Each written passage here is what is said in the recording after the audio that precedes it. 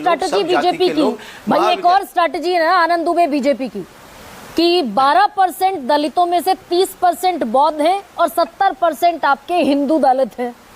बटेंगे तो कटेंगे, तकरीबन हजारों में पोस्टर्स लगा दिए गए। तो ये हिंदुओं को बौद्ध अलग और हिंदू अलग, और इसी का अगला स्टेप होगा सब क्लासिफिकेशन महाराष्ट्र में कि भाई जितने जो बौद्ध पढ़े लिखे हैं उन्हें आरक्षण का फायदा मिल गया, जो 70% बाकी बचे दलितों में उन्हें फायदा नहीं मिला।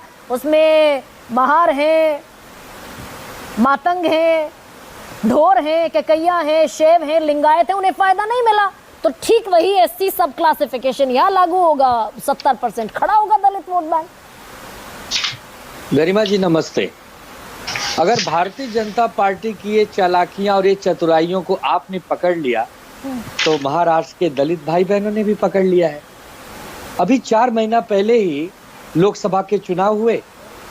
एसटी समाज के लिए जो सीटें रिजर्व थी और दलित समाज के लिए जो सीटें रिजर्व थी, उसमें से 90% सीटें महाविकास आघाड़ी ने जीत ली।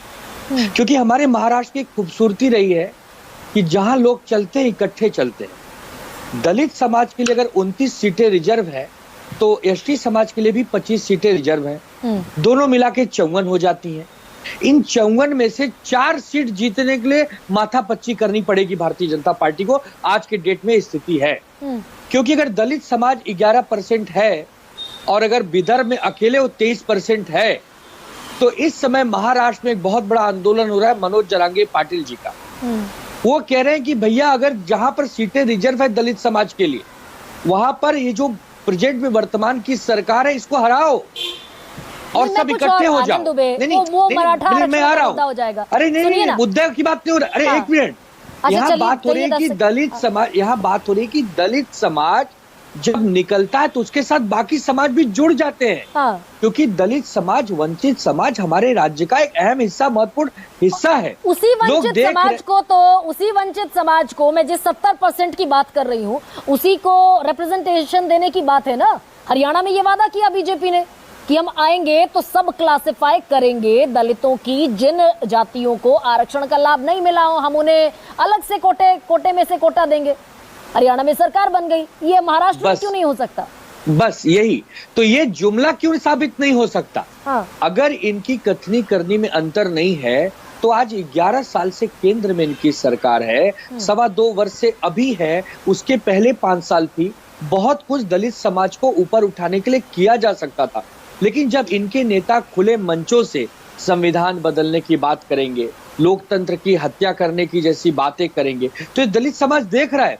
दलित समाज ये भी तो देख रहा है कि जिस प्रकार उनकी आय दुगनी तिगनी होनी चाहिए थी, जिस प्रकार उनको मुख्य धारा में लाना चाहिए था, उनको एक वो हिस्सेदारी मिलनी चाहिए थी जो बाकी समाज के लोगों को है, तो वो कहीं न कहीं तो छूट गया है। तो वो भी जवाब मांगेगा ना। और हम जो समझते हैं महाराष्ट्र में दलित समाज मोस्टली कांग्रेस के साथ ही रहना ज्यादा पसंद करता है, आदिवासी समाज और दलित समाज। अब 14 में नहीं गया, बिल्कुल नहीं गया आनंद दुबे। नहीं, 29 में से 24 सीटें निकाल कर ले गई बीजेपी शिवसेना गठबंधन। एग्जैक्टली 14 में नहीं गया। उसके पीछे कारण था अच्छे दिन आएंगे और हम मोदी जी को लाएंगे। बहुत हो गई महंगाई की मार, अब की बार मोदी सरकार। ये एक जुमला था। उस जुमले में सिर्फ दलित समाज ही नहीं, संपूर्ण भारत के एक बड़ा विशेष वर्ग भी इसमें एक प्रकार से बह गया इस धारा में। और वो सोचा कि हाँ ये लोग कुछ बदलाव करने वाले हैं। लेकिन जब टाटा फिक्स हो गया सब कुछ, 19 से रुझान जब आने लगे तो 24 आते थे, परिणाम आ गए कि पूर्ण बहुमत की सरकार नहीं मिली।